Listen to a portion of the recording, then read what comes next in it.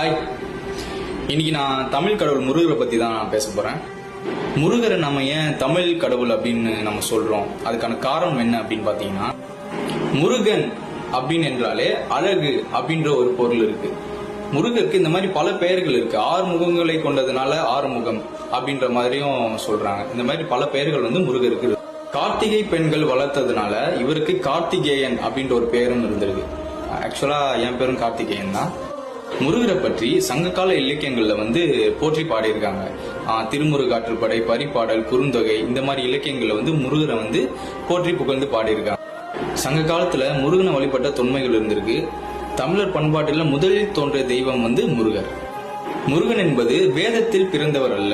இது வேத மந்திரப்படி இல்லாம தமிழருடைய சொந்த பாரம்பரிய வழிபாடு அப்படின்ற மாதிரி குறிப்பிட்டு அருணகிரிநாதர், குமரகுருபர், ஔவையார் இவங்கெல்லாம் தமிழ் கடவுள் முருகனை பற்றி நிறைய பாடல்கள் பாடியிருக்காங்க. பெருகும் 6 படை வீடுகள் பெற்று தமிழருள் முருகா திரு. முருகருக்கு 6 படை வீடுகள் இருக்கு. திருப்பரங்குன்றம், திருச்செந்தூர், பழனி, சுவாமிமலை, பழமுதிர்ச்சோலை, திருத்தணிகை. முருகருடைய 6 படை வீடுகள் இருக்குல்ல, அந்த 6 படை வீடுகளுக்கும் ஒவ்வொரு சிறப்பு அம்சங்கள் இருக்கு. திருப்பரங்குன்றம் அப்படின்றது திருமண தலம்னு சொல்றாங்க.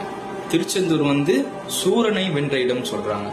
பழனி தவம் செய்த இடம் அப்படின்னு சொல்றாங்க. சுவாமிமலை சிவனுக்கே ஞானம் கூறிய தலம் அப்படின்ற மாதிரி சொல்றாங்க. பழமுதிர்ச்சோலை இயற்கை அருள் தலம் அப்படின்னு சொல்றாங்க. திருத்தணி இருக்குல்ல, திருத்தணிகைன்னு சொல்லுவாங்க, அது வீரத்தீர தலம் அப்படின்னு சொல்றாங்க. முருகன் என்பது தமிழனின் பாசம், மரபு, தெய்வீக நம்பிக்கை, வீர உணர்வின் பிரதிநிதி. அதனால்தான் நம்ம அவரை தமிழ் கடவுள் முருகன் அப்படின்னு பெருமையா நம்ம சொல்லிட்டு இருக்கோம். ஸோ இப்போ வரைக்கும் நம்ம பார்த்ததெல்லாம் முருகரை பத்தி ஒரு இன்ட்ரடக்ஷன் மாதிரி பார்த்தோம்.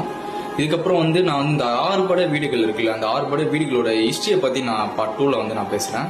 இந்த வீடியோ உங்களுக்கு ரொம்ப பிடிச்சிருந்ததுன்னா மறக்காம சேனலை சப்ஸ்கிரைப் பண்ணுங்க, லைக் பண்ணுங்க, ஷேர் பண்ணுங்க, கமெண்ட் பண்ணுங்க. பாய்.